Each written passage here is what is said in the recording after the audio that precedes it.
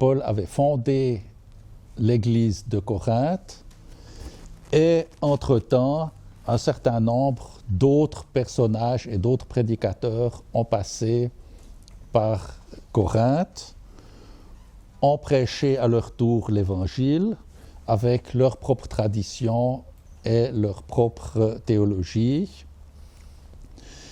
Et la situation, au fond, Paul, là aussi, a l'impression que règne un certain nombre d'incertitudes.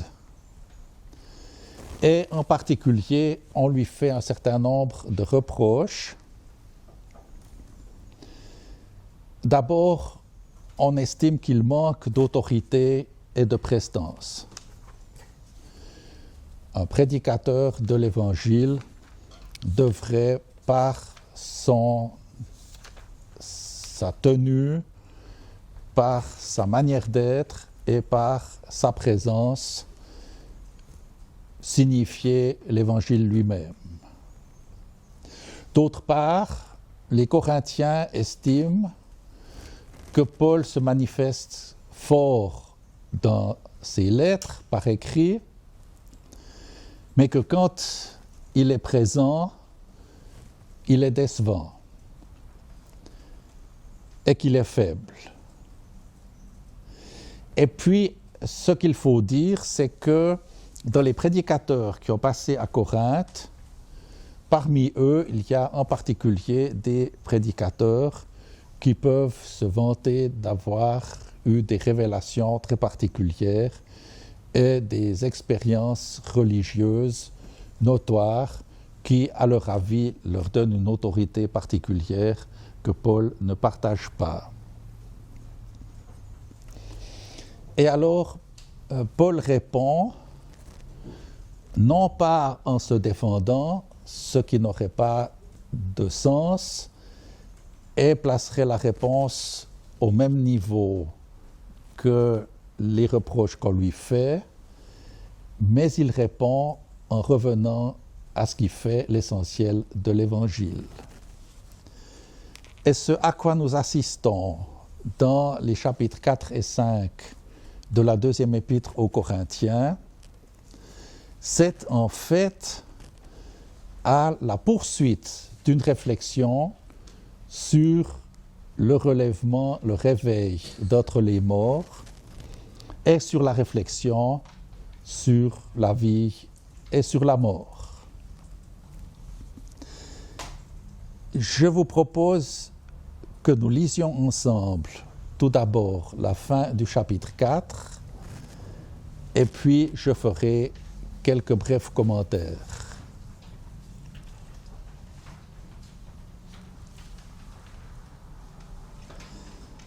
Or, nous avons ce trésor, c'est-à-dire la bonne nouvelle de l'Évangile.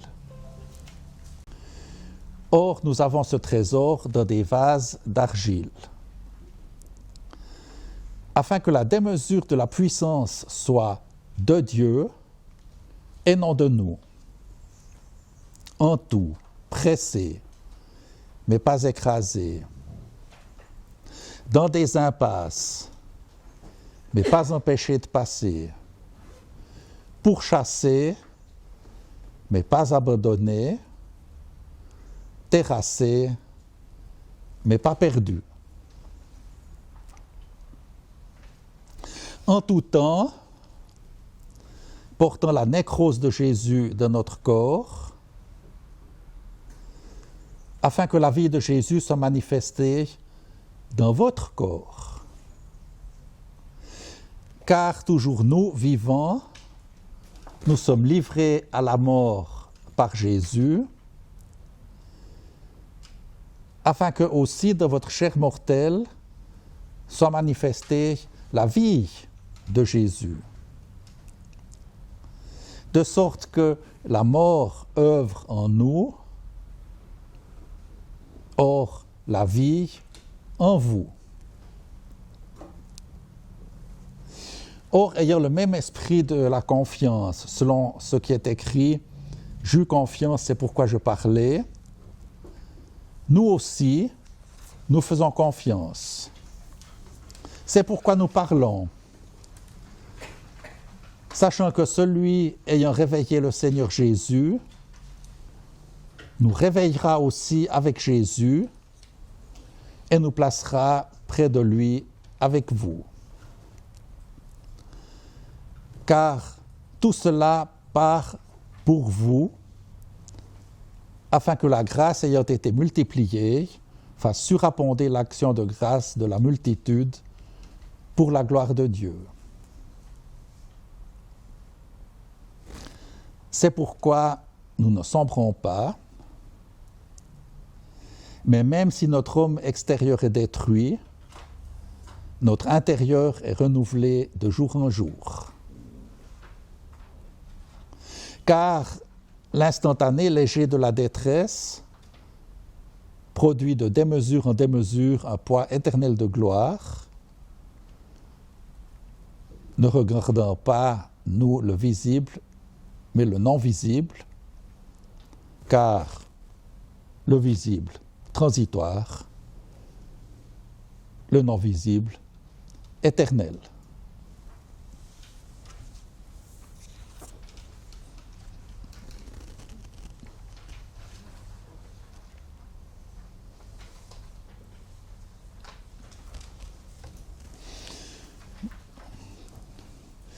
On comprend ici, je crois, que Paul ne travaille pas avec une succession vie, mort, résurrection, comme on l'a dans la chronologie qu'on aurait déjà en commencement chez Luc, mais ensuite que nous connaissons par exemple dans le symbole des apôtres, mais que nous avons une réflexion sur la présence du vivre et du mourir, ou du mourir et du vivre, et que mort et vie ne se succèdent pas, mais d'une certaine manière se conditionnent l'une l'autre et se renvoient l'une à l'autre.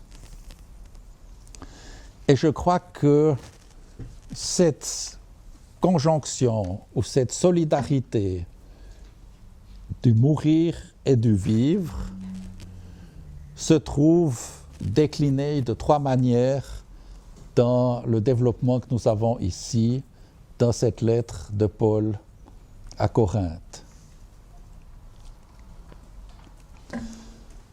La première forme, nous l'avons au début du développement,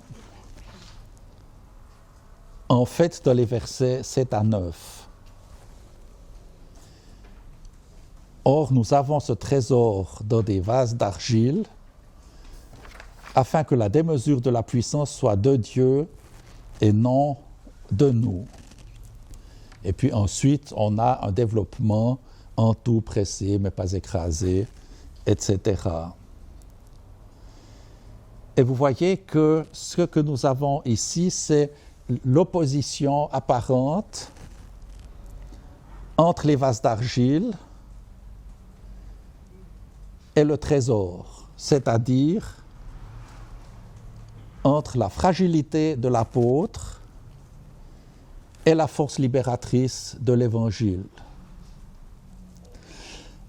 Mais vous voyez que ces deux éléments de la fragilité de l'apôtre et de la force libératrice de l'Évangile ne sont pas en tension, ne sont pas contraires, mais au contraire se conditionnent l'une l'autre. C'est la fragilité de l'apôtre qui met en évidence la distinction entre la personne de l'apôtre et d'autre part la bonne nouvelle libératrice dont il est le dépositaire et qu'il transmet. Voyez que le trésor est transporté dans des vases d'argile, de sorte que la distinction devient claire entre celui qui est l'occasion de la rencontre du message et d'autre part le message qui est de son côté la condition de la liberté. Au fond, nous avons là une première définition de la condition de l'apôtre. Et cette condition de l'apôtre est déterminée par cette distinction. Au fond, l'apôtre n'est pas un génie qui serait identifiable à son message, mais l'apôtre n'est que que l'occasion de rencontrer le message qui est condition de liberté. Vous savez que Kierkegaard a beaucoup réfléchi sur cette distinction entre l'occasion et la condition, et que ce que peut faire un disciple de Jésus-Christ, c'est d'être l'occasion de rencontrer celui qui est la condition et de rencontrer le message, mais qu'il n'est pas la condition lui-même. Et donc, la première réponse de Paul au reproche qu'on lui fait, c'est de dire la faiblesse dans laquelle j'interviens à Corinthe et la fragilité que vous me reprochez, en fait, elle est au service du trésor que je transmets et elle est gage de la puissance libératrice du trésor que je transmets. Donc on n'a pas une infirmation de la vérité de l'évangile paulinien par la fragilité de l'apôtre, mais la fragilité de l'apôtre est en fait la situation dans laquelle la condition libératrice peut être transmise par l'apôtre, afin que la démesure de la puissance soit de Dieu et non de nous.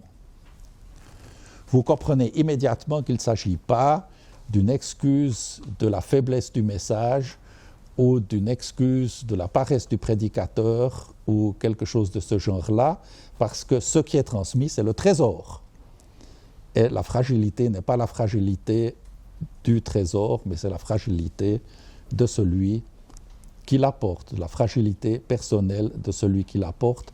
Ce qu'on voit très bien dans ce qui suit, n'est-ce pas, pressé mais pas écrasé, dans des impasses mais pas empêché de passer, pourchassé mais pas abandonné, terrassé mais pas perdu. Vous voyez que nous avons ici une première déclinaison de cette interaction et de cette solidarité entre action de la mort et de la fragilité et de la finitude d'une part, et d'autre part, puissance de la vie de l'autre. Donc on n'a pas vie, mort, résurrection, mais une contemporanéité de la fragilité et de la puissance de la vie, ou de la menace constante de la finitude et de la fragilité de la mort, et de la puissance libératrice de la vie. La deuxième déclinaison de cette contemporanéité de la mort et de la vie se trouve dans les versets 10 à 15. Et vous voyez qu'ici, nous avons une nouvelle opposition avec cette fois une mention explicite des thèmes de la mort et de la vie. Je relis peut-être le passage parce que le texte est, je crois, très clair mais dense. En tout temps, portant la nécrose de Jésus dans notre corps, afin que la vie de Jésus soit manifestée dans votre corps. Donc, vous voyez qu'on a de nouveau cette solidarité de la mort et de la résurrection, ou de la mort et de la vie nouvelle, mais cette fois répartie entre les personnes. Non plus le message est celui qui porte le message, mais maintenant celui qui porte le message est les destinataires. La mort règne d'une certaine manière dans l'existence de l'apôtre pour que la vie naisse dans l'existence, dans le corps. Vous voyez que c'est très intéressant parce qu'on retrouve le corps qui nous avait occupé la dernière fois dans le corps des destinataires. Car toujours nous vivants, nous sommes livrés à la mort par Jésus, afin que aussi de votre chair mortelle soit manifestée la vie de Jésus. Le ressuscité est manifesté ou le relevé d'entre les morts. Voyez que le terme ressuscité nous aide de moins en moins à comprendre, mais le relevé d'entre les morts vit dans les destinataires, alors que le relevé d'entre les morts vit aussi dans l'existence de l'apôtre, mais sous la forme du don qu'il fait de lui-même et de la mort qu'il accepte dans sa propre existence. Donc vous voyez qu'on a un regard sur la vie et sur la mort à partir de la vie. De sorte que la mort œuvre en nous, or la vie en vous. Or, ayant le même esprit de la confiance, selon ce qui est écrit, « J'eus confiance, c'est pourquoi je parlais », nous aussi, nous faisons confiance. C'est pourquoi nous parlons, sachant que celui ayant réveillé le Seigneur Jésus nous réveillera aussi avec Jésus et nous placera près de lui avec vous, car tout cela par et pour vous, afin que la grâce ayant été multipliée fasse surabonder l'action de grâce de la multitude pour la gloire de Dieu.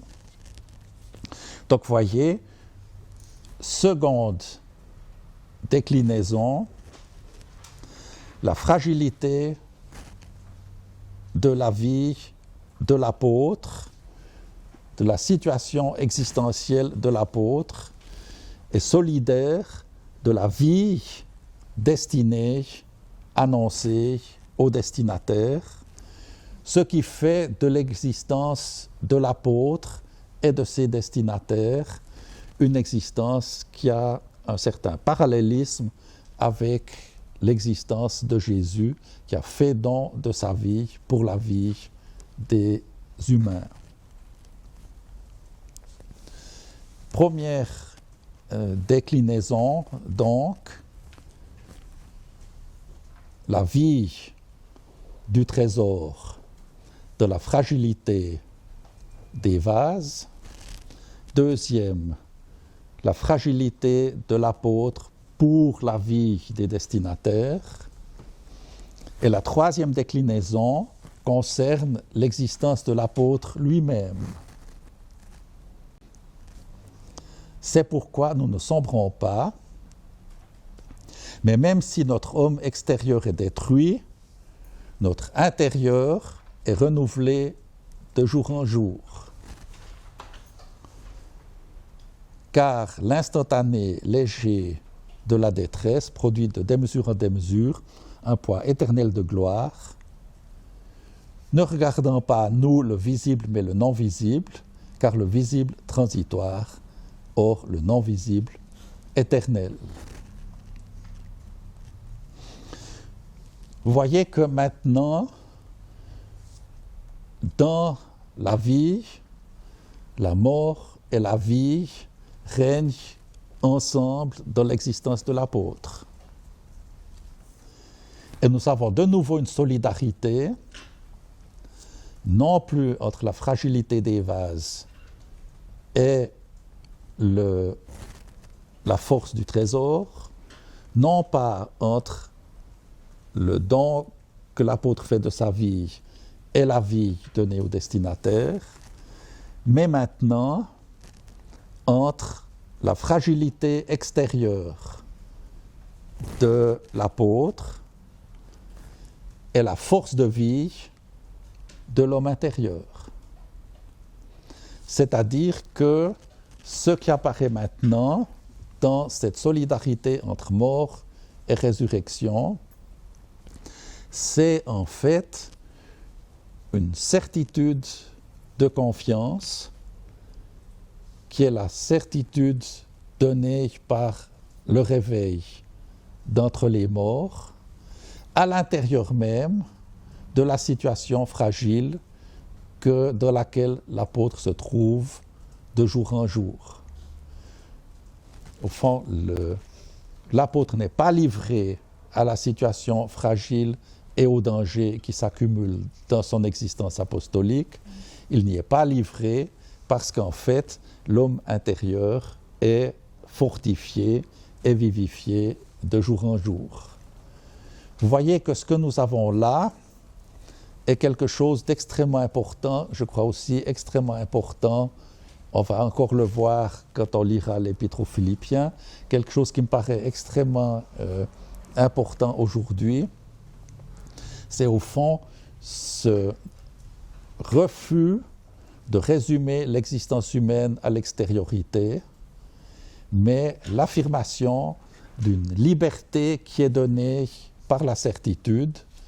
Et je pense que nous avons dans cette deuxième épître aux Corinthiens une attestation de la naissance de ce qui apparaîtra dans l'histoire intellectuelle occidentale, l'histoire spirituelle occidentale, comme ce qu'on appelle l'humour, c'est-à-dire la possibilité de prendre distance par rapport à ce qu'on vit, de prendre distance par rapport à sa propre fragilité, de prendre distance par rapport à soi-même et de ne pas se laisser détruire par la fragilité et la finitude et les destructions extérieures.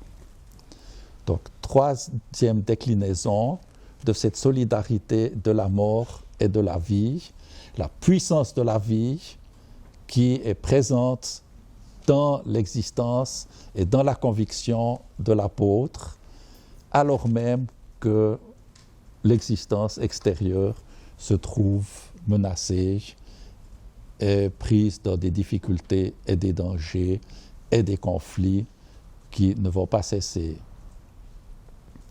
Nous avions parlé dans la première soirée d'un passage de la tradition à la conviction, et je crois qu'ici nous avons vraiment l'aboutissement ou un premier aboutissement de ce passage d'une tradition, au fond d'une représentation reçue de la résurrection des morts dans une conviction sur la puissance de vie à l'intérieur même d'une situation de fragilité et de finitude. Alors on continue, du coup, de lire la deuxième aux Corinthiens. Moi je repars à partir, enfin c'est pas moi, c'est Paul qui fait ça, me semble-t-il, je repars de cette double opposition des contraires, ou alors, ça m'a fait penser ce que tu disais à l'expression d'Héraclite, la coopération des contraires. Hein. Les contraires, il faut les voir comme, non pas comme deux choses opposées, mais comme deux choses qui coopèrent. Donc, cette double solidarité ou coopération des contraires au verset 18. Visible, transitoire, et puis de l'autre côté, non visible et éternel. Hein. Vous le voyez, au verset 18, cette opposition-là des contraires reçoit une explication qui est de l'ordre du savoir, puisque ça redémarre comme ça, car nous savons. Alors allons-y, qu'est-ce qu'on sait ? Je lis. Car nous savons que si notre maison terrestre de la tente est détruite, nous avons de Dieu un édifice, une maison non faite de mains humaines, éternelle dans les cieux. Car aussi nous gémissons, désirant sur-revêtir notre domicile des cieux, si du moins revêtus nous ne sommes pas trouvés nus.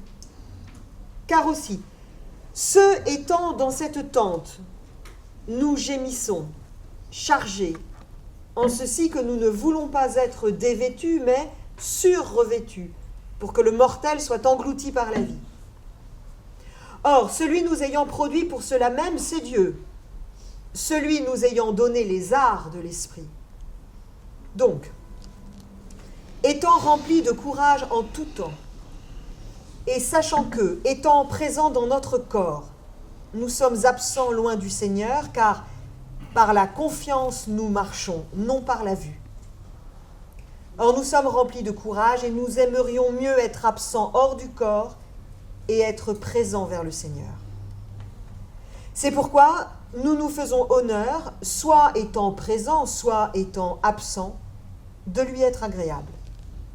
Car il faut que nous tous soyons révélés devant le siège du Christ, afin que chacun recueille, selon ce qu'il aura pratiqué par son corps, soit de bien, soit de mal.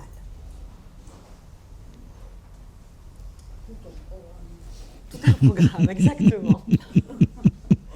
Exactement. Alors, la traduction littérale aussi qu'on vous propose, littérale, disons, la traduction est volontairement un peu brutale, celle qu'on vous propose, donc ça fait apparaître un peu les nœuds et les aspérités, mais c'est bien le but d'un travail de traduction de travail.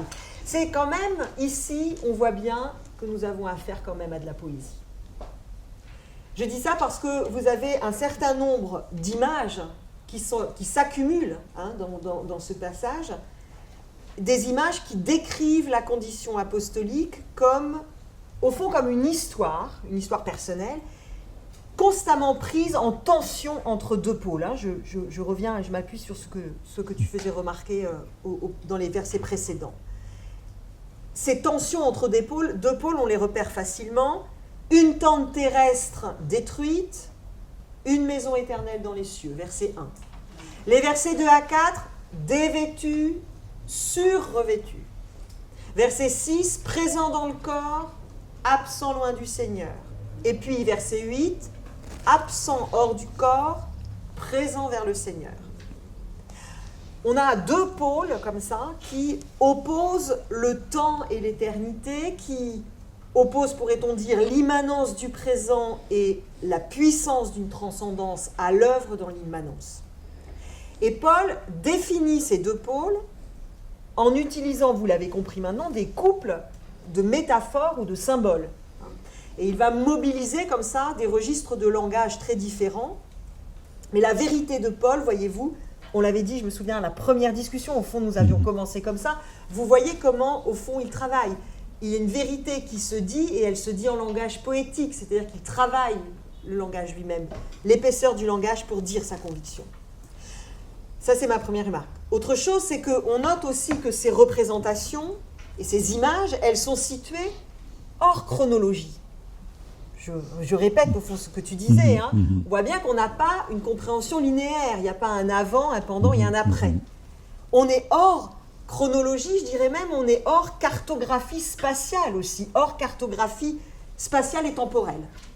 Ces images, elles sont mobiles, elles créent de l'indétermination. C'est le propre même de la poésie.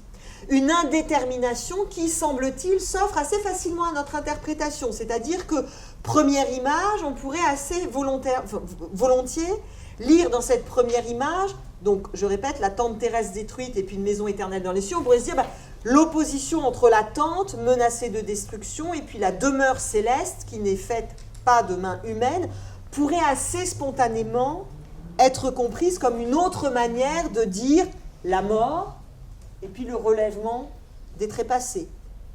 Au fond, on pourrait se dire, fini les représentations apocalyptiques pour dire le passage de la vie terrestre à la vie céleste comme on le trouvait dans la première aux Thessaloniciens, chapitre 4. Fini aussi les grandes scènes de transformation universelle des corps mortels en immortalité comme on l'a vu au chapitre 15 de la première aux Corinthiens.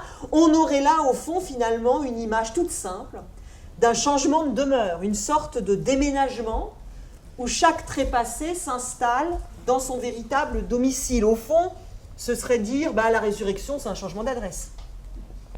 C'est un déménagement. Et puis les images suivantes, elles pourraient s'inscrire dans cette même logique, des versets 2 à 4, l'image de la transition de la vie à la vie après la mort, comme un changement de vêtements.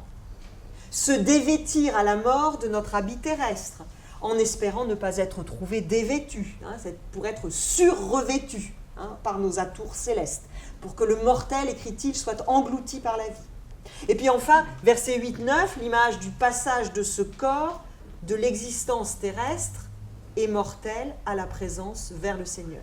Cette lecture, au fond, elle est possible. Le langage poétique dans lequel travaille Paul le permet. Elle impose, me semble-t-il, de préciser la cartographie spatiale et temporelle de ces deux pôles en présence, mais elle est possible. Et vous voyez que là, au fond, vous donnez une cartographie temporelle et vous donnez une cartographie chronologique à ce qui n'en a pas dans le texte. Et précisément parce que ça n'en a pas dans le texte, on peut lire encore autrement. C'est-à-dire qu'on pourrait aussi rapprocher l'image des deux demeures, la tente terrestre et la maison céleste, de celle qui la précède immédiatement, celle des deux hommes que tu as lu pour nous ce soir, l'homme extérieur et l'homme intérieur. Je relis le verset 16 du chapitre 4 et je relis le verset 1 du chapitre 5. Verset 16. « C'est pourquoi nous ne sombrons pas, mais même si notre homme extérieur est détruit, notre intérieur est renouvelé de jour en jour. » Autre manière. Verset 1 du chapitre 5. « Car nous savons que si notre maison terrestre, de la tente, donc la maison terrestre, c'est jamais que de la tente, quoi, hein, est détruite, nous avons de Dieu un micro ouvert. » Oui, nous avons de Dieu un micro ouvert. Il faut fermer vos micros, les personnes qui sont derrière leur écran, s'il vous plaît. Je reprends mon verset 1. Nous avons de Dieu un édifice, une maison non faite de mains humaines, éternelle dans les cieux. Si on lit dans cette perspective, on voit que les futurs ne sont pas orientés sur une délivrance de la vie présente après la mort, mais au contraire, ils sont orientés sur l'espérance confiante dans la grâce du Dieu qui a déjà, nous dit-il, donné les arts de l'esprit, verset 5, et qui ouvre le présent au-delà de toutes les difficultés rencontrées et qui l'ouvre, au-delà de toutes ces difficultés, au courage de la confiance. Versets 7 et 8. Cette oscillation des futurs, mêlée à l'indétermination et donc à la mobilité des images,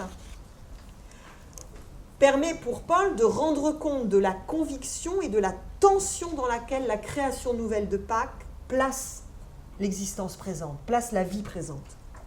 Si on se concentre, par exemple, dans notre passage des premiers versets du chapitre 5, si on se concentre sur les phrases principales exprimées au mode indicatif, c'est-à-dire les affirmations les plus clairement distinctes des confessions de Paul. Je reprends et je relis les affirmations principales. Verset 1. Nous savons que nous avons de Dieu une maison non faite de mains humaines, éternelle dans les cieux. Verset 2, nous gémissons en désirant surrevêtir notre domicile des cieux. Verset 4, nous gémissons, chargés en ceci que nous voulons être surrevêtus. Verset 8, or nous sommes remplis de courage et nous aimerions mieux être absents hors du corps et être présents vers le Seigneur. Verset 9, c'est pourquoi nous nous faisons honneur de lui être agréables. Verset 10, car il faut que nous tous soyons révélés devant le siège du Christ. Il y a un glissement qui a opéré depuis l'affirmation d'une certitude quant au sort des trépassés que nous avions à 1 Thessaloniciens 4, depuis l'insistance première de Paul sur la réalité corporelle du relèvement des corps qu'on a vu en 1 Corinthiens 15, il y a un glissement qui a opéré parce que maintenant, place est faite ici à une interprétation, j'ose le gros mot, existentielle. On a une interprétation existentielle de l'événement de Pâques et de la création nouvelle. Une interprétation qui renonce ici à l'objectivation et à la mythologie des scénarios apocalyptiques qu'on avait par ailleurs, pour se risquer maintenant dans la découverte d'une dimension nouvelle de l'existence humaine.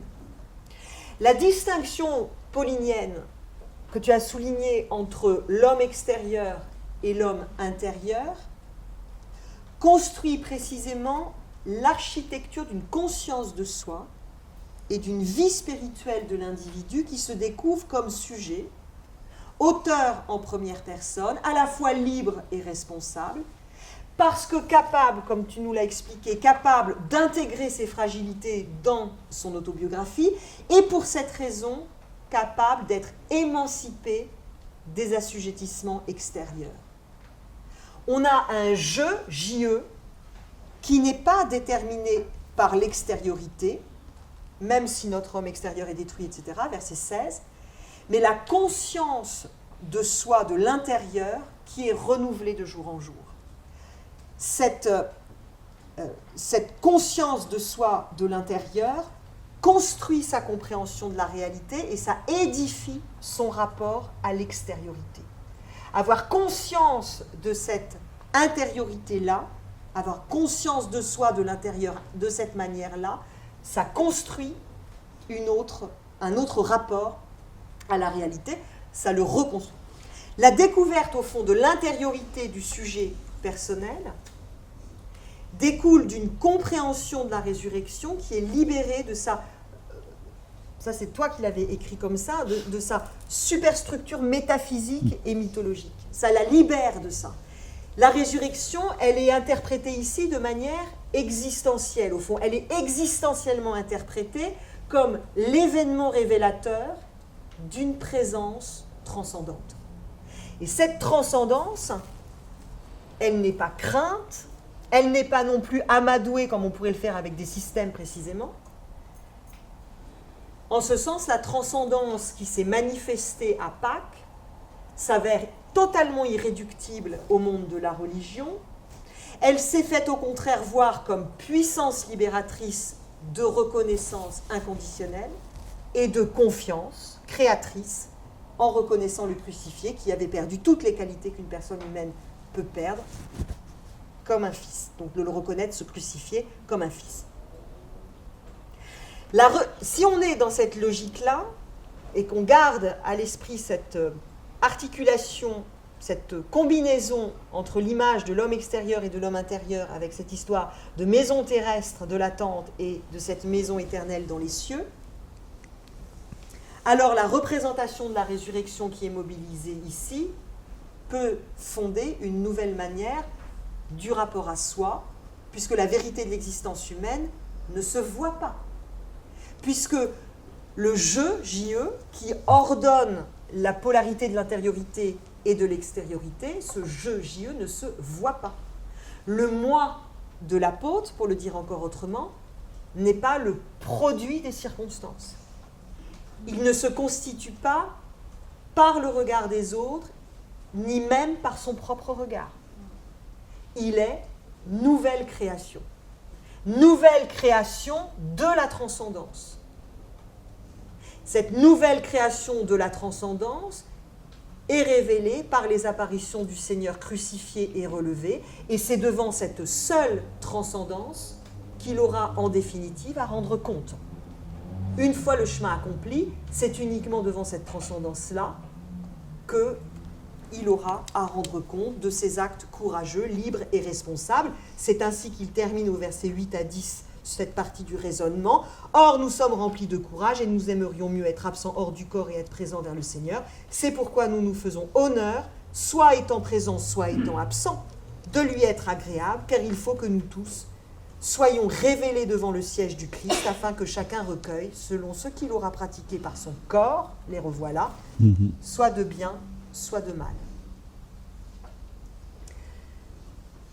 C'est ainsi que nous quittons la correspondance corinthienne. C'est dans ce dialogue avec Corinthe que Paul a mené sa réflexion de manière tout à fait constante et vous le voyez de manière renouvelée également. Il a mené ainsi sa réflexion sur la question de la résurrection. Et dans toutes ces étapes que nous avons vues à travers cette correspondance corinthienne, une chose est quand même tout à fait impressionnante, je dirais. C'est que Paul ne se répète pas. Il mène le débat sur la résurrection et dans le dialogue, et il ne cesse de chercher à élaborer et à formuler une parole qui soit cohérente sur la mort, sur le rapport de la mort et de la vie, sur le sort des trépassés à partir de l'expérience singulière selon laquelle, je le cite, Dieu a révélé en lui Jésus crucifié comme son Fils. C'est une véritable exploration de cette conviction. Qu'il soit seul ou qu'il soit avec Sylvain et Timothée, comme on l'a vu dans la première aux Thessaloniciens, Paul ne cherche pas, vous voyez, à transmettre une doctrine constituée. À le lire, on découvre la progression d'une réflexion qui continue, qui est à la recherche d'un langage, d'une formulation critique, je disais en introduction, pour dire la conviction de l'Évangile face à la mort. Et on le voit dans cette partie de la deuxième aux Corinthiens, et je m'arrêterai juste là, c'est au fond le jeu, alors là cette fois J-E-U, et même les jeux, on va s'offrir le X, les jeux dans le langage que Paul effectue. Et on voit vraiment le travail, je reviens à ça de cette ouverture de notre discussion sur la résurrection lors de la première rencontre, c'est que c'est vraiment un travail en cela poétique. C'est un travail qui manie le langage à la recherche de la chose vivante que ce langage peut lui servir à désigner. Dans la chronologie, nous avions tout d'abord la première aux Thessaloniciens.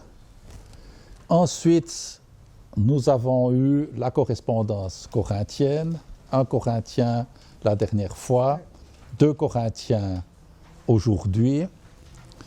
Et les 3 derniers documents littéraires que nous avons, dans lesquels Paul est en débat sur la question de la vie et de la mort, c'est l'Épître aux Romains dont nous avons parlé lors de notre première rencontre, l'Épître aux Galates avec laquelle nous avons commencé cette 3e rencontre, et maintenant l'Épître aux Philippiens. Et dans cette Épître aux Philippiens, Paul réfléchit maintenant à sa situation existentielle et personnelle devant l'éventualité de la mort. Paul écrit cette lettre qui est en fait une lettre amicale à ses amis de Philippe, alors qu'il se trouve en prison. On ne sait pas très bien où, c'est d'ailleurs peu important pour la compréhension de la lettre.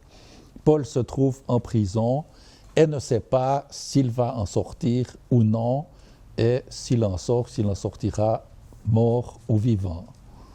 Et alors nous avons maintenant une confession de l'apôtre devant cette situation de l'incertitude devant la vie ou la mort. Et je me réjouirai encore, car je sais que cela, donc procès s'il y a procès, ou issue de l'emprisonnement, je sais que cela tournera pour moi, selon moi, par moi, vers salut, à travers votre prière et la contribution de l'Esprit de Jésus-Christ. Selon mon attente et mon espérance, parce que je ne serai confondu en rien. Mais en toute liberté de parole, comme toujours, maintenant aussi, Christ sera magnifié dans mon corps, soit à travers la vie, soit à travers la mort. Car, pour moi, selon moi, par moi, le vivre, c'est Christ, et le mourir est gain. Or, si le vivre dans la chair, c'est pour, selon moi, fruit d'action, je ne sais que choisir. Or, je suis retenu des deux côtés. Ayant le désir de m'en aller et d'être avec Christ, car ce serait de beaucoup meilleur, ou de rester dans la chair est plus nécessaire à cause de vous. Et voici ce que je sais avec conviction, que je resterai et que je demeurerai avec vous tous pour le progrès et la joie de votre confiance, afin que votre fierté en Christ Jésus surabonde en moi par ma présence de nouveau chez vous.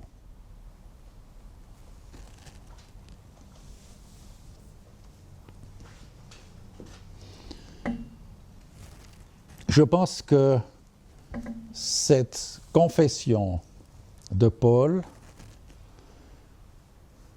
nous permet très provisoirement de clore notre itinéraire par un certain nombre de réflexions. D'abord, évidemment, on se pose la question, qu'est-ce que ça veut dire m'en aller et être avec Christ? La formulation est très elliptique et au fond, provisoirement, j'aimerais la laisser ouverte. Je trouve en tout cas extrêmement intéressant que Paul choisisse une telle formulation extrêmement ouverte. Que signifie être avec Christ? M'en aller et être avec Christ. Ce que je constate d'abord, c'est que nous sommes ici à l'aboutissement d'un itinéraire intérieur dans lequel Paul a formulé de la manière la plus précise possible et la plus sobre possible sa conviction. Nous avons vu en cours de route une grande diversité d'images et ici je vois que Paul renonce à toutes les images pour parler en jeu et pour parler de sa situation devant la double possibilité de la vie et de la mort. Je remarque que de nouveau, et je crois que cela a été une constante dans tous les textes que nous avons lus, je constate que de nouveau, le thème de Paul n'est pas la vie après la mort, mais c'est le rapport de la vie au passage de la vie à la mort. Au fond, cela me frappe que nous n'avons chez Paul aucune image et aucune représentation de l'existence après la mort comme on l'aurait chez Homère ou chez Platon ou chez Virgile ou chez Dante ou dans les tableaux de Jérôme Bosch, mais que,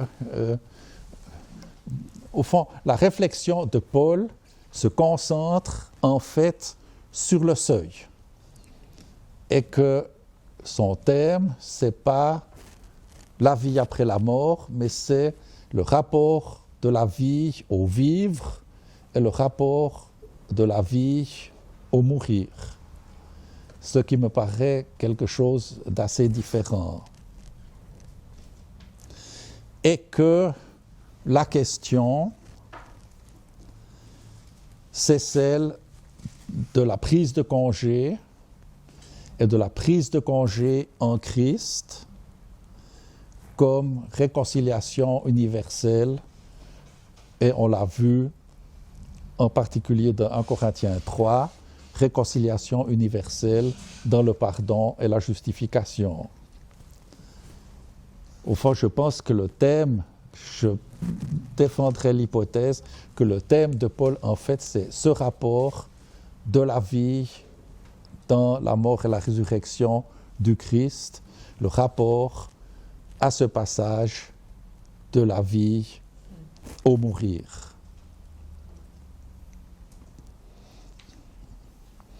Maintenant, ce que nous avons vu, c'est des déplacements non seulement des déplacements, mais des simplifications. Je crois que cet élément de simplification, André, nous l'avions très fortement mis en évidence dans notre livre naguère, à la suite du séminaire que nous avions animé ici. Au fond, déplacement et simplification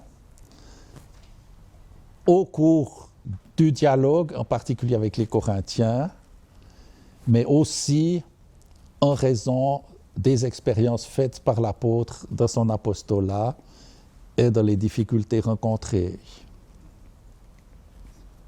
Je note deux éléments qui me paraissent prendre ou apparaître sous une lumière nouvelle maintenant qu'on termine le parcours. C'est d'abord la question dans 1 Thessaloniciens. Parce qu'au fond, tout d'un coup, dans 1 Thessaloniciens, la question qui est posée, c'est le rapport aux gens qu'on a perdus. Et au fond, c'est un cas particulier du rapport avec le seuil du mourir. Au fond, c'est le rapport au mourir des autres et au être mort des autres. Le deuxième élément qui me paraît prendre une signification nouvelle après coup, c'est l'insistance sur la résurrection des corps. Parce qu'au fond, l'insistance sur le caractère corporel dans la première aux Corinthiens me semble prendre une pertinence nouvelle maintenant, parce qu'on voit que ce dont il est question, ce n'est pas une réflexion physique sur le sort des âmes, ou une réflexion physique sur le sort des humains après la mort, mais il s'agit vraiment d'une question d'une identité et d'une continuité des individus dans le rapport au vivre et au mourir. Et au fond, le corps est en fait ce qui donne à chaque personne son identité et la continuité de son histoire et de son existence.